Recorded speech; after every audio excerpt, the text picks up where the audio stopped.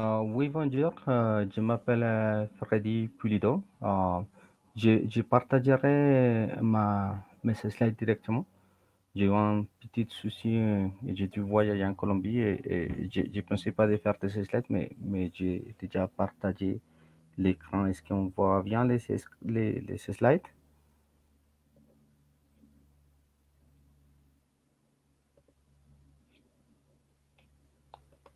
Oui, allô? Donc, en fait, Freddy, il faudrait que tu fasses le partage de ton écran pour montrer tes slides. Ok.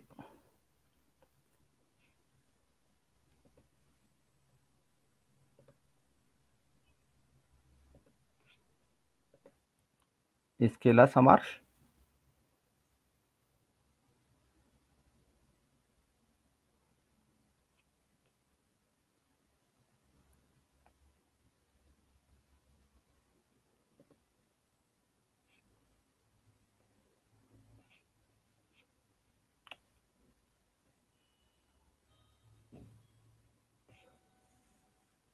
Je pas de feedback. Je ne sais pas si vous arrivez à voir l'écran avec les slides. Pourrait quelqu'un me confirmer?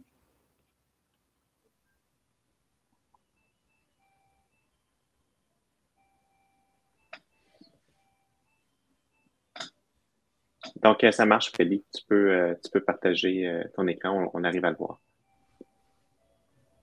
Ok, bon, si ça marche maintenant, bah, d'abord, merci tous les gens qui sont ici. Aujourd'hui, mon idée, c'est de partager tous les bons et les pas bons que j'ai trouvés en faisant l'automatisation pour déployer Volt en OpenStack fourni par OVH. Et tout ça depuis GitLab. Alors, moi, je m'appelle Freddy Pulido. Je travaille chez Linagora, qui c'est une boîte française. Je suis l'expert en vie privée et sécurité. Linagora, c'est spécial parce que c'est une boîte qui focus sur l'open source et maintenant sur la souveraineté. Il a un discours un peu anti-GAFAM. Moi aussi, j'aide la Fondation Charisma, qui est une association en Colombie qui travaille pour les droits de l'homme dans les environnements digitaux. Ça m'intéresse beaucoup la vie privée. Et depuis 2012, je travaille avec Linux, l'open source et la vie privée. Je ne me considère pas moi-même un expert en sécu, mais je suis comme très rigoureux pour suivre les bonnes pratiques et ça m'a amené professionnellement dans une position en relation avec la sécurité et la vie privée. La première chose, c'est le stack de base. Moi, à l'Inagora, on va utiliser GitLab pour avoir, pour gérer tout en tant que code. Alors, chez GitLab, on a trois dépôts. Un dépôt où on a mis l'automatisation, la vraie automatisation du déploiement de Vault en utilisant Terraform. Mais pour les réutiliser, on fait un dépôt additionnel et on l'utilise en tant qu'un sous-module de Git. En plus, par l'avenir, on va faire une autre dépôt où on va faire la gestion des volts en tant que code avec Terraform, mais ça ne sera pas le sujet pour aujourd'hui. Les, les stacks, alors, on fait les choses en GitLab. Et les choses, ça veut dire l'infrastructure en tant que code avec Terraform pour déployer Volt en cluster de haute disponibilité. Et dans notre fournisseur d'OpenStack qui est OVH, et chez OpenStack, on a deux tenants ou projets, comme vous voulez l'appeler, qui sont absolument isolés. Et un pour le staging, l'autre pour la prod. Et on pourrait faire ça pour chaque client. Pour nous, un client, ça c'est plus qu'il soit un projet à l'interne, un produit SaaS qu'on va sortir, ou bien un client comme les gouvernements qui veulent faire un cluster avoir un cluster de vote. Ça, c'est pas encore ça pas encore sorti, mais c'est ça l'idée. Euh, c'est comment que ça marche dans notre dépôt cluster. On fait un commit. D'abord, on va rouler TFLint, on va rouler le check de Terraform pour être sûr que le code il est bien. Ensuite, on va faire un plan et ce plan, ça sera affiché dans le log de GitLab. Si tu aimes ton plan, alors tu peux faire un merge request et si le merge request il est approuvé, alors c'est dans ce moment-là où on va rouler le Terraform Apply. Par défaut, tout ça se passe pour l'environnement de staging. Si on veut que ça se passe pour l'environnement de prod, il faudrait rouler les pipelines de façon manuelle, ajouter les secrets et les tokens de déploiement de OpenStack de façon manuelle. Et de cette façon-là, on pourrait réussir à déployer la prod. On va commencer par OpenStack, qui est le plus simple en relation avec la conférence. C'est l'unique option populaire, confiable dans les marchés par rapport aux trois grands fournisseurs de cloud. Et dans notre cas, nous, c'est les fournisseurs de OpenStack, c'est OVH, qui est une boîte française qui offre des services cloud et des serveurs dédiés. Malheureusement, à différence du trois cloud providers qu'on connaît, quand tu utilises OpenStack, tu as des contraintes qui sont imposées par ton fournisseur. Alors, dans notre cas, nous, d'abord, on aimerait dire merci à OVH parce qu'il offre OpenStack dans plusieurs data centers. Ça c'est super cool. Aussi, il offre Tenant parce qu'il a des fournisseurs qui ne te promettent pas avoir du Tenant. Alors, ça, c'est génial. Malheureusement, il n'offre pas encore des load balancers et il n'offre pas des CPU flottantes. OVH, il propose des solutions pour les deux problèmes que je viens de mentionner. C'est utiliser leur provider de Terraform. J'ai essayé, c'est la catastrophe, honnêtement. Il faut qu'ils améliorent beaucoup ça. On pourrait automatiser nous-mêmes, mais dans mon cas, nous, ce n'est pas l'objectif de mon équipe, ou les faire en utilisant l'interface web. Pour le moment, on démarre notre projet, on a fait une procédure pour utiliser l'interface web. On attend, on espère que dans le moment où ça devient comme critique et qu'on commence à beaucoup déployer, OVH il serait prêt avec les solutions pour les lois de balancer OpenStack et qu'on puisse utiliser avec les providers officiels de OpenStack. Malheureusement, je n'ai pas réussi à tout automatiser à cause de ça. Il a pas beaucoup de dire à propos OpenStack parce que la vraie aventure d'automatisation, ça se passe quand j'utilise Terraform. GitLab. Alors, ça prend un gros morceau et on verra pourquoi. Quand tu utilises GitLab pour faire des déploiements, la bonne façon de sécuriser tes secrets, c'est de faire l'intégration avec Vault. Mais pourtant, moi, mon projet, c'est déployer Vault et je n'ai pas encore un Vault pour le faire. Alors, ça, c'était un gros challenge. La première question, c'était si on utilise gitlab.com, alors à sa service, ou self-hosted. Dans notre discours de souveraineté, l'idéal, ça sera le self-hosted. Pourtant, notre équipe de IT est surchargée et si bien il arrive à faire des actualisations régulièrement, il n'arriverait pas à les faire de la façon qu'ils les font chez GitLab.com. Alors, on a choisi à sa service. En plus, si, disons-nous, il y a quelque chose qui arrive côté GitLab, une fois que le cluster il est déployé, il va continuer à marcher. Alors, ce n'est pas assez critique côté disponibilité, mais côté sécu, on préfère avoir la sécu qui est donnée par les services GitLab. Et dans mon to-do, il faut qu'on fasse comme un processus pour être capable dérouler toute cette action en GitLab.com dans un self-hosted si dans un moment donné, on décide de le changer. En faisant les projets, on a découvert qu'il avait des ajustements à faire côté organisationnel. La sécu, c'est pas juste la partie technique.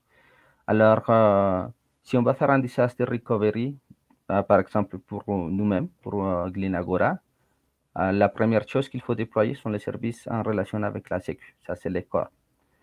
Et ça veut dire que ces services, ils devraient être gérés, la responsabilité, ça devrait être d'une équipe qui est orientée à la sécu. Et comme c'est la sécu et la gestion des secrets, cette équipe, il devrait être en haut niveau. Alors, juste en dessus les CTO, et lui, il fait partie de l'équipe lui-même. Et cette équipe-là, qui est comme les propriétaires du cœur de l'infrastructure, il est aussi en charge des comptes, au minimum en haut niveau, des comptes des fournisseurs de base. Dans notre cas, les fournisseurs de base, c'est GitLab, c'est OVH, et pour les domaines, c'est Gandhi. L'intégration de Terraform, je n'étais pas trop convaincu par ce qu'il propose GitLab, parce qu'il avait des problèmes.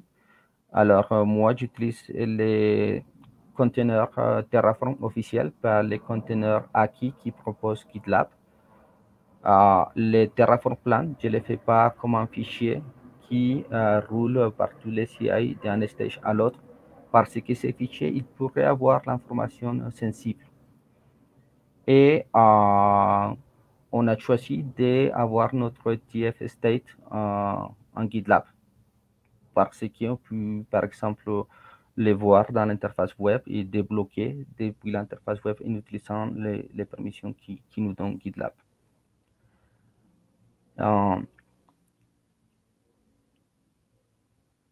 Pour qu'il soit sécuritaire, pour la prod, on ne va pas rouler les CI dans les runners publics de GitLab. Alors, la première chose qu'il faut qu'on installe, ça sera, si on fait un disaster recovery, il faut qu'on installe un runner de GitLab. Et ça sera à notre équipe de faire l'entretien de ces deux ou trois hosts qu'on va utiliser pour rouler les pipelines. Parce qu'on ne veut pas que ça roule, que le déploiement d'un Vault roule sur des VM publics peut-être partagés entre tous les utilisateurs de GitLab.com. Une autre chose importante, par défaut, les projets GitLab, ils mettent les pipelines publics. Alors, il faut les mettre qu'ils ne soient pas publics, parce qu'on aura de l'information qu'on ne veut pas qu'il soit public, comme l'output du Terraform Plan ou Apply. Et on a réussi à faire l'intégration pour avoir les widgets qui propose GitLab pour l'interface web du merge request. Alors, quand tu fais un merge request, tu pourrais savoir combien de nouveaux ressources tu auras, tu vas mettre à jour ou tu vas effacer. Les secure files, qui sont un feature, disons-nous, récente en GitLab, à la place des variables, parce que les secure files, ils sont chiffrés et on a choisi d'utiliser. Pourtant, GitLab, c'est nouveau, c'est pas très bien intégré. Alors, il propose un script en Ruby, mais moi, je ne vais pas installer Ruby dans les containers de Terraform. Alors, j'ai installé Core et jQuery et j'ai fait un script en Shell pour récupérer ces fichiers. Et à chaque fois que je récupère ces fichiers, je les fais dans les before script. Je mets aussi en ligne pour effacer les fichiers dans les after script. Ça veut dire que pareil, si il en est check dans les jobs, les fichiers, ça sera effacé. Je sais que les containers, ils ne devraient pas garder les fichiers, mais je suis un peu paranoïque. L'autre chose importante chez OpenStack, chez GitLab, c'est qu'on utilise des environnements. C'est un tenant par environnement chez OpenStack, comme j'ai montré dans la diapo de la stack. Staging, c'est très particulier parce que c'est un éphémère, ça veut dire qu'il va s'autodétruire. Il a GitLab qui offre ces features, ça s'appelle AutoStop. Mais pour réussir à le faire, j'ai dû garder les users et les passwords pour les tenants de staging parce que OpenStack, il te donne un token qui a un TTL de 24 heures. Et pour nous, l'environnement éphémère, il devrait rester une semaine. Alors, dès qu'il va s'effacer, le token, il serait plus valide. C'est pour ça qu'il faut qu'on garde les users et les passwords. C'est pas la meilleure pratique, mais pourtant, c'est juste pour le staging. Pour la prod, il faut manuellement ajouter les tokens de OpenStack et ça sera un secure file et il va expirer 24 heures par la suite. Et finalement, pour réussir à étendre les temps de l'environnement, j'ai fait un petit hack, j'ai fait un job qui fait un fake deploy qui fait rien que faire un reset pour une semaine de plus. Mais le problème, c'est qu'en faisant ça, j'ai brisé les features de redéployer l'environnement. Mais pour nous, ça marche. Alors, on s'en va avec Terraform. Je vais tout automatiser avec Terraform.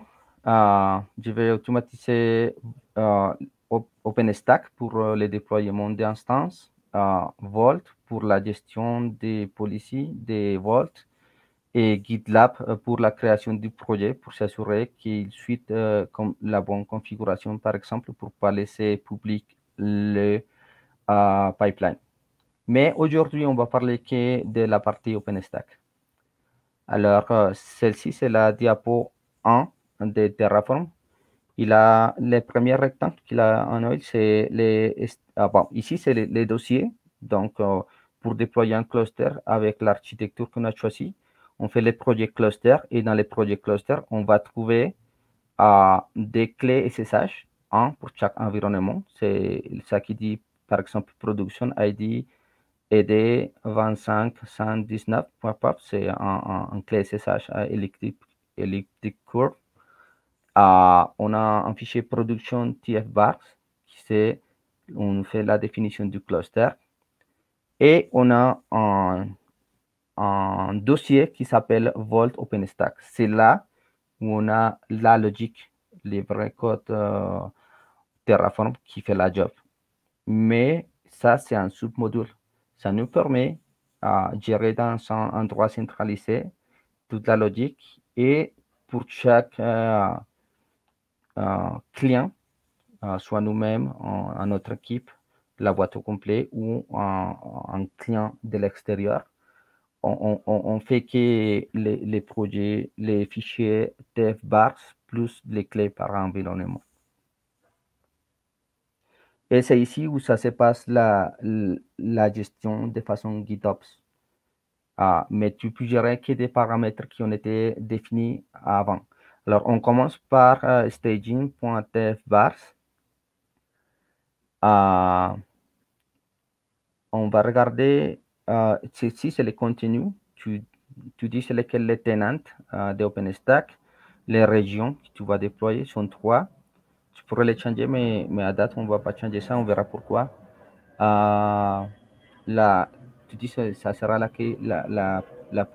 clé publique pour provisionner les VM. Les VRAC, c'est comme un réseau privé qui offre OVH. On parlera ça tout de suite. On peut choisir l'image.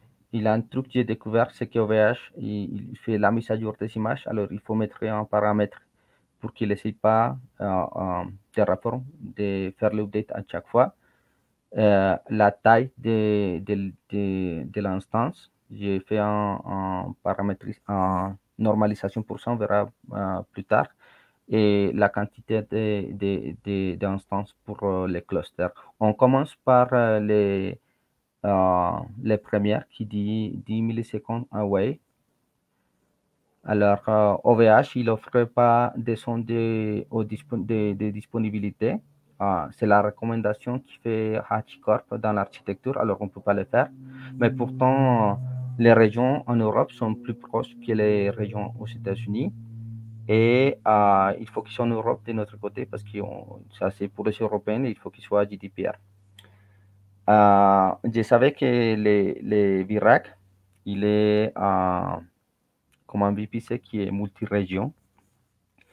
Et bon, je n'avais pas de choix, alors j'ai utilisé des régions à la place des zones de disponibilité. On ne pourrait pas faire ça aux États-Unis ou en Asie parce que là, les régions sont très distantes. J'ai découvert que je suis 2 millisecondes de plus que la valeur max recommandée par HashiCorp. À date, je n'ai pas eu de problème de sync, mais c'est un sujet qu'il faut qu'on fait le suivi. On va checker le deuxième rectangle vert de ma deuxième diapo. C'est l'escalement vertical. Bah, OVH, il offre des instances avec en ligne qui s'appelle Flex. C'est pas pour la taille des processeurs ou mémoire. Il y aura toujours un disque dur de 50 Go et ça permet que tu peux changer les flavors de l'instance pour un qui soit plus grand ou plus petit, côté RAM et CPU. Et ça va redémarrer et ça ne va pas toucher le storage. Alors, c'est façon, j'arrive à faire des vertical scaling pour avoir des machines virtuelles qui sont plus grands ou plus petits. J'ai déjà testé, ça marche. Et j'ai fait les tailles les plus proches à la doc de HashiCorp par rapport au dimensionnement du matériel. Et ici, je vous montre comment est-ce que je l'ai fait. J'ai utilisé locals parce que ça c'est une valeur qui ne va pas changer. Ça, c'est pas une variable. Et je dis par exemple que la taille est extra small. Ça correspond au flavor B7-7 Flex de OVH. Là, on aura 7 Go de RAM. La recommandation, c'est 8, mais c'est le plus proche. Et c'est le meilleur que j'ai pu faire. On va checker maintenant le troisième carré vert de mon deuxième slide. C'est la haute disponibilité. Il faut se rappeler que la version open source de Volt, elle fait que la haute disponibilité. Elle ne peut pas échaler de façon horizontale. Pour l'avoir horizontale en read-only, il faut avoir la version Enterprise. Alors, ici, c'est bon, combien d'instances tu as, c'est lequel le quorum et combien de machines tu pourrais perdre si tu as cette setup-là. Dans notre cas, nous, pour mettre un exemple, comme on utilise 3 régions, dans la première région, si on prend les plus grands, c'est 7 machines, on aura 3 dans la deuxième 2 et dans la deuxième 2. On peut se permettre de perdre 3 machines, ça veut dire que si n'importe quelle région tombe, le cluster, il sera opérationnel.